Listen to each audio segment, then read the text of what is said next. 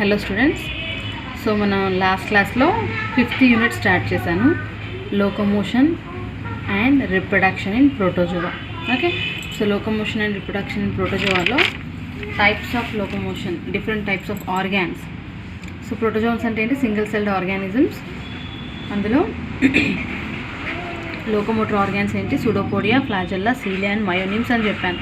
So first we have started with pseudopodia. ఎన్ని types of pseudopodia ఉన్నాయి? 4 types. ఇవి రైజోపోడియాలో కనిపిస్తాయి. లాస్ట్ క్లాస్లో మనం డిస్కస్ చేస్తాం. నా will see how pseudopodia is form. Pseudopodia ఎలా ఫామ్ అయినా చూద్దాం. సో ఒకవేళ ఇది అమీబా అనుకున్నట్లయితే లోకోమోషన్ ఎలా జరుగుతుంది అంటే, అమీబాలో మనకి సైటోప్లాజం అనేది 2 పార్ట్స్ కింద డివైడ్ అయింది. Endoplasm and ectoplasm. Outer ectoplasm and inner endoplasm. So అలా లోపలనటువంటి ఈ సైటోప్లాజంని మనం సాల్ అని, అవుటర్ లిక్విడ్ని మనము జెల్ అని పిలుస్తాం అనమాట. So here what happens is, gel అనేది వాటర్ని వదిలిపెట్టి సాల్ అనేది వాటర్ని వదిలిపెట్టేసి జెల్ కింద మారుతుంది. జెల్ అనేది వాటర్ని తీసుకొని సాల్ కింద మారుతుంది అనమాట. సో అలా ఈ ప్రాసెస్ జరుగుతున్నప్పుడు ఎటువైపు అయితే ఈ సూడోపోడియా ఫామ్ అవుతుందో అటువైపు సాల్, లోపల ఉన్నటువంటి భాగాన్ని మనం సాల్ అంటున్నాం, అండ్ బయట ఉన్నటువంటి ఈ సైటోప్లాజంని మనం జెల్ అంటున్నాం. సో ఈ సైటోప్లాజం అనేది ఇన్నర్ సైటోప్లాజం, ఎండోప్లాజంని మనం సాల్ అంటాం, అవుటర్ సైటోప్లాజంని జెల్ అంటాం అనమాట. వాటర్ని వదిలేసి జెల్ కింద మారుతుంది. ఈ జెల్, అవుటర్ జెల్ అనేది వచ్చేసి వాటర్ని తీసుకొని సాల్ కింద మారుతుంది. ఇలా కంటిన్యూస్గా జరుగుతూ ఉంటుందన్నమాట. సో ఎటువైపు వెళ్ళాలో అటువైపు ఒక ఫూట్ లాంటి నిర్మాణాన్ని ఏర్పరచుకుంటుంది. Okay, so in this way it will move in forward direction. ఒక సూడోపోడియా అనేది ఫామ్ అవుతుంది, finger like projection. Okay, cellular extension జరిగి ఫైనల్గా it will move forward. Okay, so sol జెల్గా మారేటువంటి పద్ధతిని మనం జెలేషన్ అంటాము, అండ్ జెల్ సాల్ కింద మారేటువంటి పద్ధతిని మనం సాలేషన్ అంటాం. సో ఇక్కడ due to solation and gelation the cellular extension takes place, and finally the movement of the amoeba will takes place in the direction of the food or in the direction of the movement. ఏ డైరెక్షన్లో వెళ్ళో ఆ డైరెక్షన్లో move అవుతూ ఉంటుంది అన్నమాట. Okay, so this is about the pseudopodia formation. Okay, next దీన్ని సాల్ gel theory కింద మనం గుర్తించాము. దీన్ని మనం సాల్ జెల్ థియరీ అంటారు. Okay, next will see about the second locomotor organ, that is flagella. Flagella is the second locomotor organ in the protozoans. అంటే కొన్ని ప్రోటోజోవన్స్లో మనకి అమీబాలో మనకి సూడోపోడియా కనిపిస్తుంది. సూడోపోడియా ద్వారా అది మూవ్ అవుతుంది ఒక ప్లేస్ నుంచి ఇంకో ప్లేస్కి. నా విల్ సీ ఫ్లాజెల్లా. ఫ్లాజెల్లా ఎందులో ఉంటుందో చూద్దాం. సో మాస్టిగో 4లో మాస్టిగో fine thread like structures. 4 bearing, thread like bearing అనమాట. అంటే థ్రెడ్ లైన్ స్ట్రక్చర్స్ ఉంటాయి ఇందులో మాస్టిగో 4స్లో. సో ఈ ఫ్లాజెల్లా అనేది ఎలా అంటే, ఇప్పుడు మనం బుల్లక్ కార్ట్ చూసినట్లయితే బుల్లక్ కార్ట్లో ఎలా ఉంటుంది? బుల్లక్ కార్ట్ నడిపే వాళ్ళు చేతిలో ఒకటి పట్టుకుంటారు, దాన్ని ఏమంటాం? కొరడా ఉంటుంది కదా, హార్స్ రైడింగ్ చేసేవాళ్ళు కానీ. సో కొరడా ఉంటుంది వాళ్ళ చేతిలో.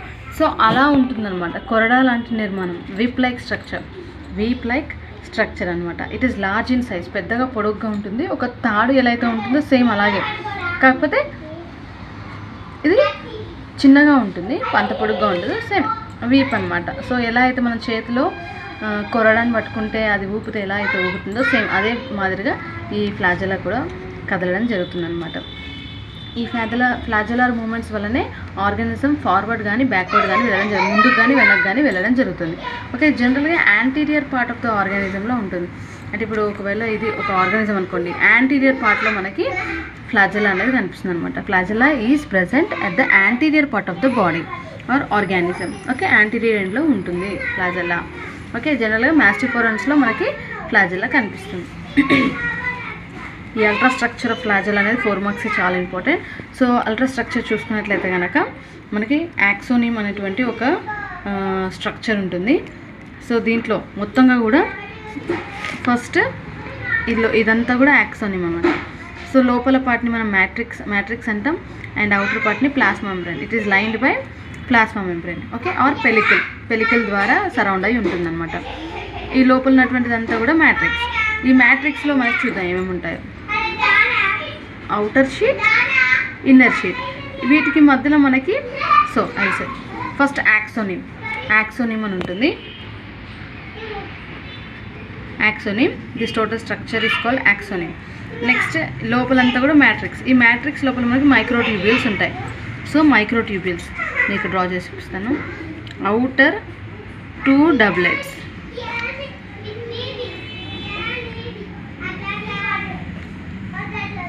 And inner central singlets, 2 singlets, central singlets, outer peripheral doublets, 2 tubes లాగా ఉంటాయి అన్నమాట. ఓకే, సో ఇలా ఉంటాయి. ఇలా 9 ఉంటాయి పెరిఫెరల్ డబ్లెట్స్, 9 ఉంటాయి. అవుటర్ సైడ్లో పెరిఫెరల్ సైడ్లో అంటే అంచులకి 9 ఉంటాయి. అండ్ సెంటర్ మధ్యలో చూసుకున్నట్లయితే 2 సింగ్లెట్స్ ఉంటాయి. 2 ట్యూబ్యూల్ సింగిల్గా ఉంటాయి అన్నమాట. ఓకే, ఈ సింగ్లెట్స్ చుట్టూ మనకి ఇన్నర్ షీట్ ఉంటుంది. అండ్ ఈ పెరిఫెరల్ డబ్లెట్స్ చుట్టూ, డబ్లెట్స్ అంటే 2, ఈ డబ్లెట్స్లో చిన్నగా ఉన్నటువంటిది ఏ ట్యూబ్యూల్ అండ్ పెద్దగా ఉన్నటువంటిది బి ట్యూబ్యూల్. సో ఈ బి ట్యూబ్యూల్ అనేది ఇన్కంప్లీట్గా ఉంటుందన్నమాట, ఇన్కంప్లీట్గా ఉంటుంది. ఓకే, సో చిన్నగా ఉన్నటువంటిది ఏంటిది ఏ ట్యూబ్యూల్, పెద్దగా ఉన్నటువంటిది బి ట్యూబ్యూల్. దీన్ని బి ట్యూబ్యూల్ మనం బి ట్యూబ్యూల్ మనం బీటా ట్యూబ్యూల్ అని కూడా అంటాం, లేదా ఇన్నర్ ట్యూబ్యూల్ అంటాం. ఇది ఇన్కంప్లీట్గా ఉంటుంది అనమాట. అండ్ ఏ ట్యూబ్యూల్ వచ్చేసి ఆల్ఫా ట్యూబ్యూల్ అనొచ్చు, లేదా అవుటర్ ట్యూబ్యూల్ అని కూడా అనొచ్చు. ఇది ఇన్నర్ సైడ్లో ఉంటుంది, అవుట్ సైడ్లో ఉంటుంది. Okay, next so micro tubules అంటారు అనమాట వీటిని. మొత్తంగా కూడా 9+2 అరేంజ్మెంట్ కనిపిస్తుంది మనకి ఇక్కడ. 9+2 అరేంజ్మెంట్ ఇక్కడ అవుటర్ సైడ్లో మనకి 9, 1 2 3 4 6 7 8 9 ఉన్నాయి కదా. 9 outer peripheral doublets and singlets, central singlets ఉంటాయి అన్నమాట. 2 సింగ్లెట్స్ అంటే సింగిల్గా ఉంటాయి ట్యూబ్స్.